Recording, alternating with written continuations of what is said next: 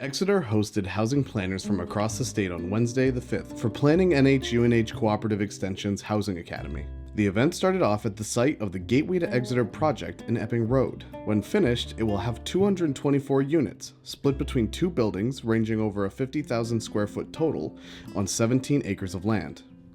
Of those 224 units, a portion of them will be workforce housing that will have rents not exceeding 80% of the area median income, AMI for short, for at least the first 30 years of the project. Obviously it has to be municipal infrastructure. So what we did was, you probably know there's a light down here called Continental, where Continental Drive is. So we wanted to put water and sewer, town water and sewer and gas from there all the way up to the highway, which is what we did do, and we made a penetration of a private road into a parcel that's on the other side that opened it up for development over there. We talked with Tom Monahan, the developer behind the project, and asked him how the Gateway to Exeter project got underway. We asked the zoning board through Doug Eastman for the zoning administrator for a variance for a mixed use, allowing us to put residential in a commercial zone. And they were very favorable to the idea as to the with respect to the location and the fact that we have utilities to the site, water and sewer.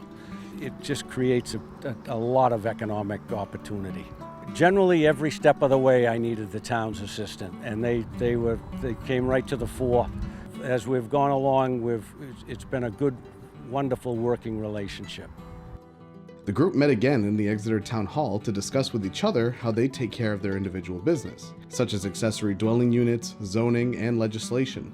Following the group meeting, Darren Winham guided attendees on a walking tour through the downtown, highlighting the variety of housing stock Exeter has to offer. I think there's 13 of them.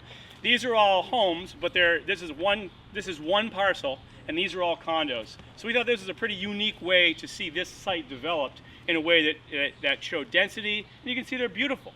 They're a lot closer than other homes, and it's a condo property.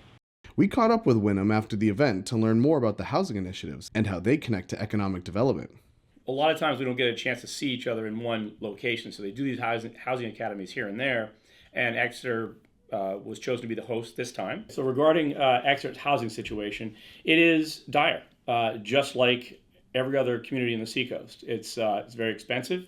There's very little stock for sale and for rental, and it needs to be addressed, not just at the municipal level. It's got to be addressed at the statewide level and, frankly, at the federal level.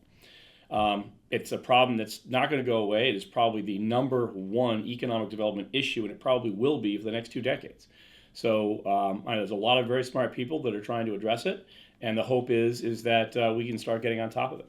So like Dover, Exeter is looking at very interesting ways to try to solve the crisis. So the mixed-use neighborhood development zone, which was passed a few years ago and then expanded to C2 this year, we're seeing some results for that and with that. So Exeter is leading the way as one of the communities that are leading the way along with Dover.